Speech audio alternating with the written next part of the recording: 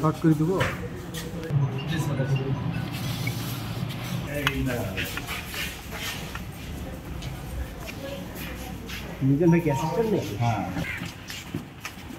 আপনারা সকলে জানেন যে বর্তমান চলমান পরিস্থিতিতে আমাদের যে অন্তর্বর্তীকালীন সরকার গঠন করা হয়েছে, আমাদের সকলেরই একটা চাওয়া যে দেশের বর্তমান পরিস্থিতিতে আমাদের সিভিল অ্যাডমিনিস্ট্রেশন যাতে ভালোভাবে চলমান থাকে, তারই ধারাবাহিকতা আমাদের হাকিমপুর থানার পুলিশ প্রশাসনকে আমরা সার্বিকভাবে, বিশেষ করে আমরা জয়পুরহাট ব্যাটালিয়ন 20 বিজিবির সদস্যরা নিয়মিত প্যাট্রোলিং এর মাধ্যমে আমরা পুলিশ প্রশাসনকে সহায়তা প্রদান করছি।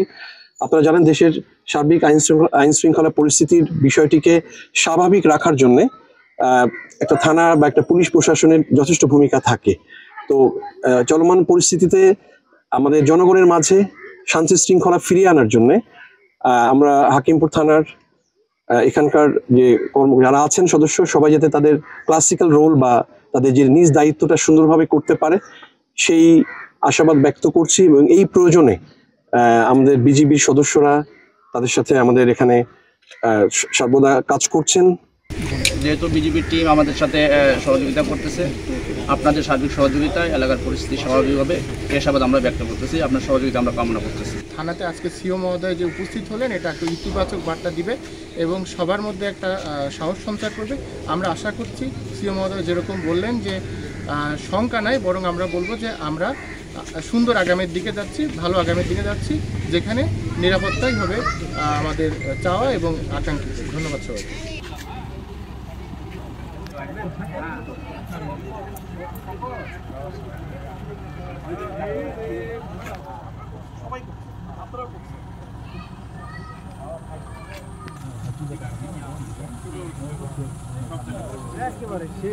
না আছে কতই নিবে আর কতই নিবে, নিজেকে একটু দাম কেমন নেই সামনে এক ঘোড়া করে রাখেন না। কোথায় এক ঘোড়া এমনি ডিবিসি